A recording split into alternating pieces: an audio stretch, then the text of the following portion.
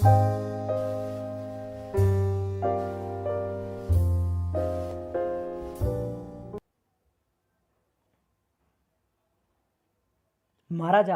अजीत सिंह जी से प्राप्त वित्तीय सहायता के साथ 31 मई 1893 को स्वामी जी शिकागो यात्रा के लिए बॉम्बे से रवाना हुए। मार्ग में संयोगवश जहाज पर स्वामी जी की मुलाकात जमशेद जी टाटा से हुई। स्वामी जी ने ही उन्हें भारत में स्टील उद्योग स्थापित करने के लिए प्रेरित किया था। अपनी शिकागो यात्रा में स्वामी जी ने जापान, चीन व कनाडा के कई शहरों की यात्रा की। 30 जुलाई 1893 को स्वामी जी शिकागो पहुंचे, जहां सितंबर 1893 को धर्म संसद होनी थी। यह धर्म संसद विश्व के सभी धर्मों को एकत्रित करने के लिए श्रीमान चार्ल्स सी बॉनी व स्वेडेनबॉर्गियन लेमन के प्रयासों का परिणाम थी। श्रीमान बॉनी संयुक्त राज्य अमेरिका के इलिनॉइस राज्य की सर्वोच्च न्यायालय के न्यायाधीश थे। इस धर्म संसद में हिंदू धर्म के प्रतिनिधि के रूप में ब्रह्म समाज व थियोसॉफिकल सोसाइटी को आमंत्रित किया गया था। विवेकानंद भी इस संसद को ज्वाइन करना चाहते थे, परंतु उन्हें यह जानकर काफ़ी निराशा हुई कि बिना किसी मान्यता वाले संगठन के उन्हें प्रतिनिधि के रूप में कोई स्वीकार नहीं करेगा। इस बाबत स्वामी जी ने हार्वर्ड विश्वविद्यालय के प्रोफेसर जॉन हेनरी राइट को पत्र भी लिखा। अंततः स्वामी जी ने अपना आवेदन स्वयं को आदि जगत गुरु शंकराचार्य द्वारा स्थापित सन्यासियों की सबसे प्राचीन परंपरा के प्रतिनिधि के रूप में जमा किया। ब्रह्म समाज के प्रतिनिधि श्री प्रताप चंद्र मजूमदार, जो कि धर्म संसद की चयन समिति के सदस्य भी थे, ने विवेकानंद जी का समर्थन किया। इस प्रकार स्वामी जी को धर्म संसद में भाग लेने के लिए अनुमति मिली। 11 सितंबर 1893 को शिकागो के आर्ट इंस्टीट्यूट में विश्व धर्म संसद शुरू हुई।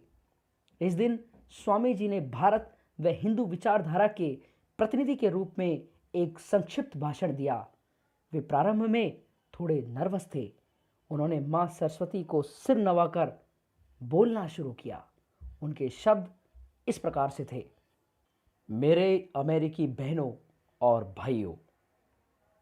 इन शब्दों पर विवेकानंद जी का 7,000 लोगों ने खड़े होकर ताली बजाकर स्वागत किया। शैलेंद्र नाथ धार के अनुसार जब पुनः शांति स्थापित हुई तो विवेकानंद जी ने अपना परिचय इस प्रकार से दिया। मैं संसार में सन्यासियों की सबसे प्राचीन परंपरा की ओर से आपको धन्यवाद देता हूँ। धर्मों की माता की ओर से मैं आपको धन्यवाद देता हूँ। सभी संप्रदायों व मतों के करोड़ों हिंदुओं की ओर से भी मैं आपको धन्यवाद देता हूँ। मैं एक ऐसे धर्म का अनुयायी होने में गर्व का अनुभव करता हूँ जिसने संसार को सहिष्णुता व सार्वभौमिक स्वीकृति की शिक्षा दी। हम न सिर्फ सब धर्मों के प्रति सहिष्णुता में विश्वास रखते हैं, वरन सभी धर्मों को सत्य मानकर स्वीकार करते हैं। मुझे ऐसे देश का व्यक्ति होने का अभिमान है जिसने इस पृथ्वी के समस्त देशों के उत्पीड़ितों व शरणार्थियों को आश्रय दिया है। मुझे आपको बताते हुए गर्व होता है कि हमने अपने दक्षिण भारत में यहूदियों को उसी वर्ष स्थान दिया जिस वर्ष उनका पवित्र मंदिर रोमन जाति के अत्याचार से धूल में मिला दिया गया था। मैं ऐसे धर्म का अनुयायी होने में गर्व का अनुभव करता हूँ जिसने महान जरथुष्ट जाति के बचे हुए अंश को शरण दी। वह उसी परंपरा का निर्वाह वह अब तक कर रहा है।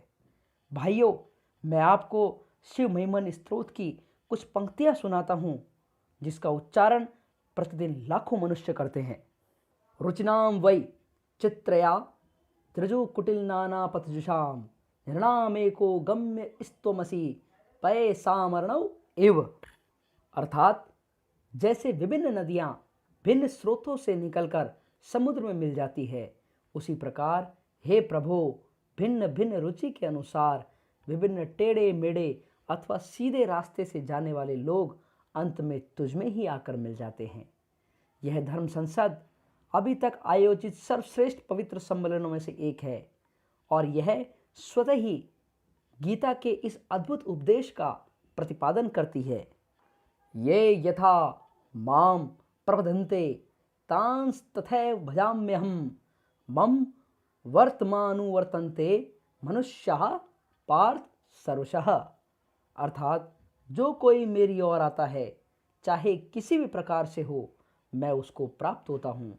लोग भिन्न मार्गों द्वारा प्रयत्न करते हुए अंत में मेरी ही ओर आते हैं।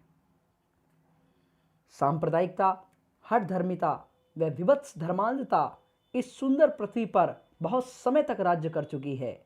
वे पृथ्वी को मानवता के रक्त से नहलाती रही है, सभ्यताओं को ध्वस्त करती हुई देशों को निराशा के गर्त में डालती रही है, पर अब उनका समय आ गया है।